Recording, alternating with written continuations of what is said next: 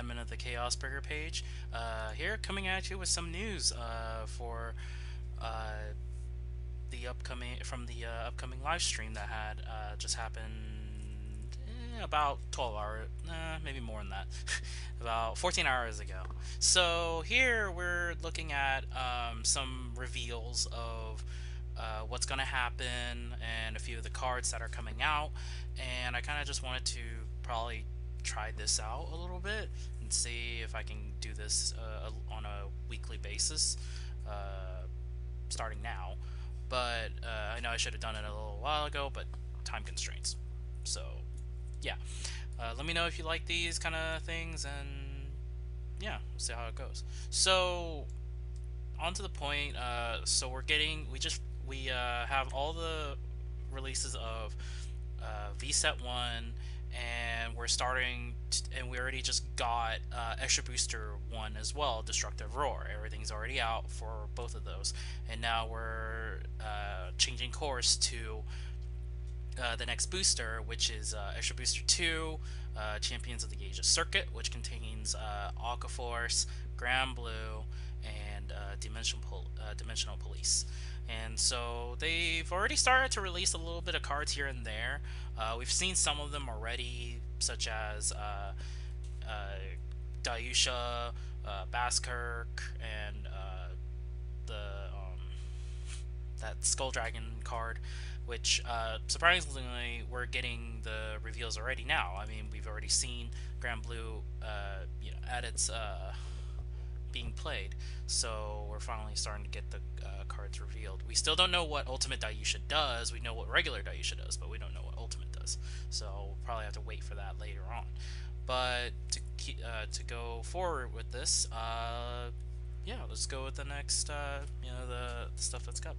So upon the live stream, we get this, showing of both Blaster Blade and the Blaster Dark prop sword. Looks really awesome.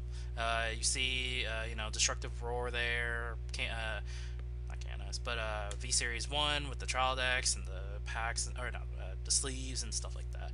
So, yeah, also the plushies are all in there. Alright, so next on the list, so our first card that we got from the reveal is Evil Shade, which, as you know, in the original one, it was a 6K that boosted up to become a 10K by milling 2 upon boosting and attacking, or boosting a unit.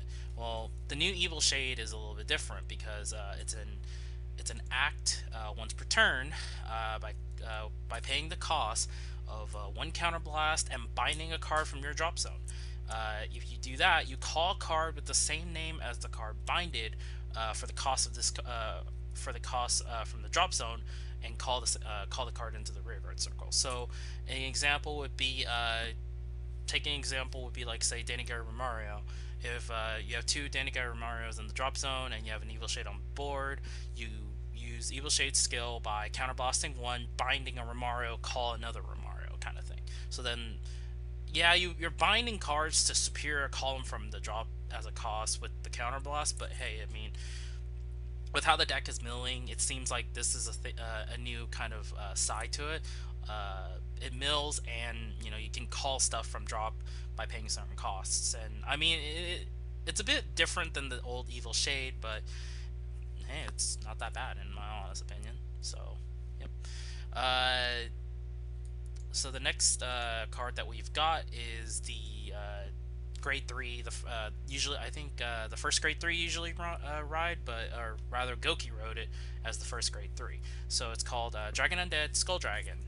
The original Dragon Undead Skull Dragon had different effects in a sense, and it was a promotional card rather than an actual set card, from what I remember. And so this thing got pretty powerful, in all honesty, after reading it. So Imaginary Gift Protect, because Grand Blue is a Protect clan. The first effect is continuous in hand. This card cannot be normal called, so you can't play it. You can't call it onto a rearguard circle from hand. The only way you can use it is either by riding him onto the Vanguard circle, or 2, you resurrect it through cards by card effects, but you have to pitch it to the drop to resurrect it. So yeah. So that's the first effect. The second effect is a continuous on the van or rearguard circle. During your turn, this unit gets power plus 2,000 for each card in your drop zone.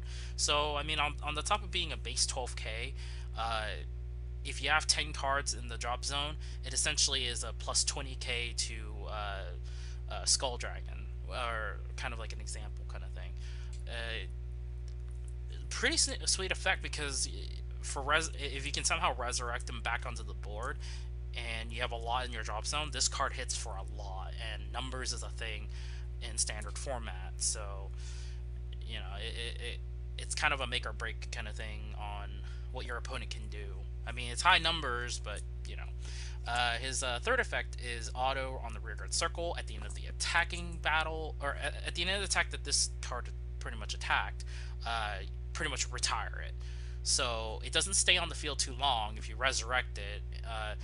So as long as it attacked once, it's gonna just die automatically. But I mean, it is a trade-off to how much power it gets, and not being called kind of thing, or not being able to be normal called. Still, overall, a very, very powerful Vanguard and rearguard skill. It's just really high numbers. So the third card we've got is the new redone King of Demonic Seas, Baskirk. Now, if you guys remember in the old days when Baskirk was, first used, he was a Mega Blast unit, and if I thoroughly recalled, he was one of those beginning on main phase Soul Charge 1 plus 2k, and then the last part of the effect is like a resurrection effect. So this is a little bit different. But that isn't to say, we're not in the era of Mega Blast anymore, so all this stuff is, pretty new for the starter format, which is pretty good, because this effect is actually, Basker's effect is really good for the update. So, on top of being an imaginary glyph, protect again, as your probably second grade 3 in this thing, and it's also the VR. The first effect is a continuous on the Vanguard circle during your turn. If you have 10 or more cards in your drop zone, this unit gets a power plus 5k and an extra critical on top.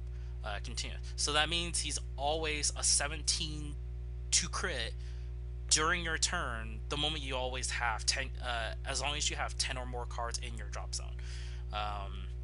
That's a really powerful effect for 17k with 2 crit, because staring that down, unless you're a forest clan,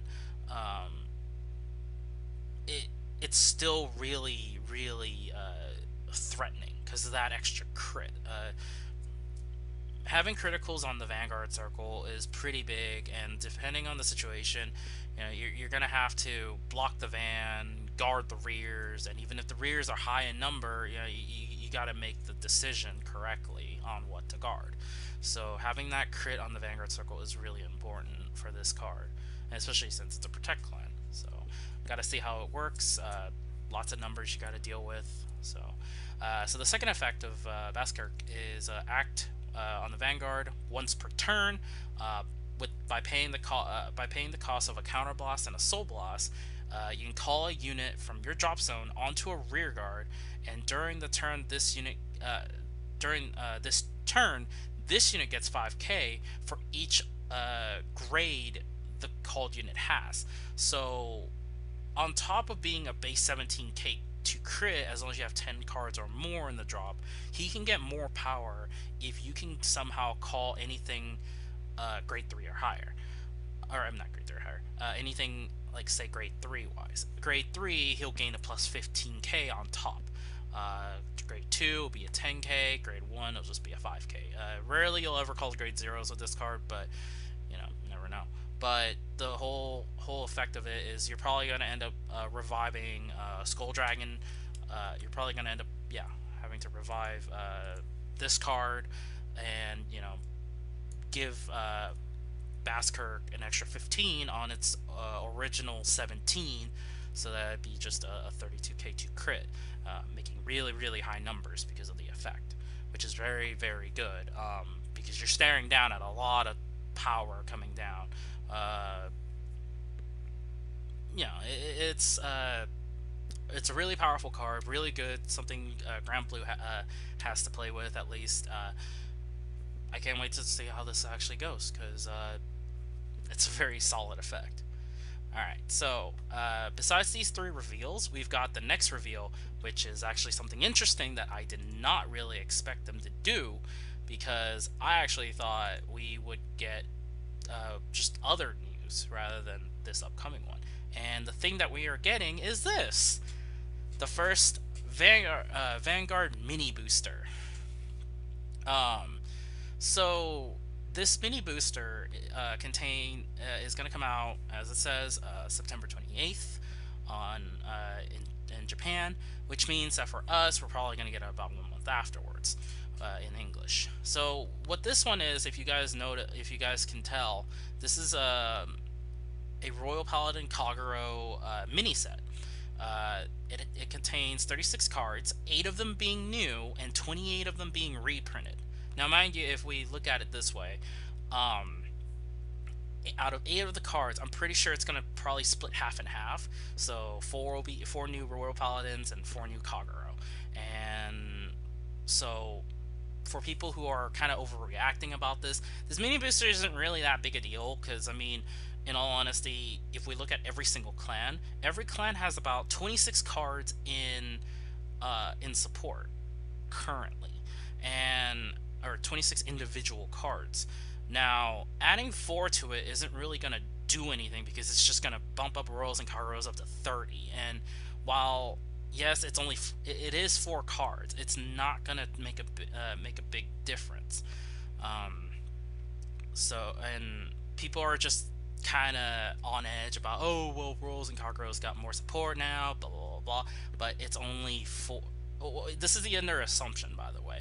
I mean, 8 new cards, it's not going to make a big difference. It's just keeping them a bit relevant, because after a while, power creep can happen, and certain decks will get, not relevant anymore, and so this is just a way to help. So the poster cards on this is Exculpate the Blaster for the left for Royal Paladins, and Transcendence Dragon Dragonic Novel Veg. Or Veg. So it's actually pretty cool that they're doing something like this, because I'm actually looking forward to this. A new Kagero Royal set, that's, even though it's an 8 new cards, 28 reprints, it's still something to look forward to. So, as I said, if we're looking at the statings of what's in this whole thing, it's a mini box. Contains Royals and Kagero. And the set itself will contain 2 VRs. It will also have 2 SVRs. Don't get me wrong with that one too.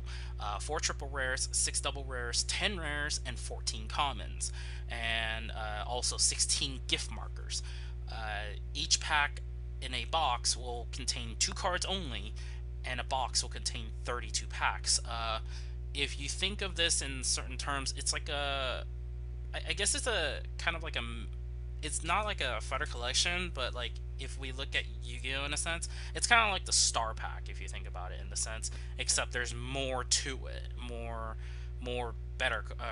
There's 8 cards that are brand new in the whole set, which kind of makes it where it's worth it. Now, if we look at looking at the rest of the info, each pack will have 1 rare and above or common foil. Each box will have 1 VR or SVR. Reprints are mainly cards from the Trawl deck, 1-2, so the Royal and the Kagero deck, and also BTO 1. Gift markers themselves, the 16 gift markers that'll be in here, will have anime scenes included, which is actually pretty cool, because we're getting force markers with certain scenes in there. I do have to say, this is something really, really interesting, different. Oh yeah, and we're also getting full art Elaine or certain specific cards. So there's a good chance of getting specific, higher quote-unquote rarity or full art kind of style, which is actually pretty cool seeing. And I actually would not mind getting some of this as well. but in all honesty, now if we're looking for the pricing of how much this booster is, um, it is about, for one pack, it's about 100 yen, which in equivalence to it, it's probably about $1 for us. Because I mean, a pack only contains two cards, and based on the rarity wise, it makes sense. Two cards, $1 or 100 yen, and so it's gonna be a really cheap, more than likely a really cheap box. Because if we're looking at it in a sense, it's 100 yen per pack. There's 32 packs in one box. It's close to about 3,200 yen, give or take. Maybe 3,000 yen in total for this one whole box. So in equivalence term for how English would be, it'd probably be like a $30 box, or a little bit less depending on the situation.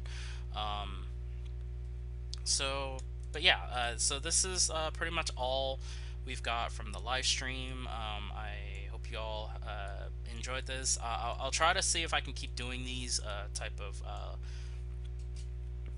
informational videos, and let me know what you guys think.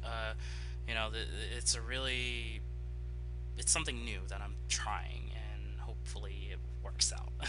So yeah, don't if you haven't already, comment, like, subscribe if you like what you see, and yeah, and hopefully I'll just keep doing these.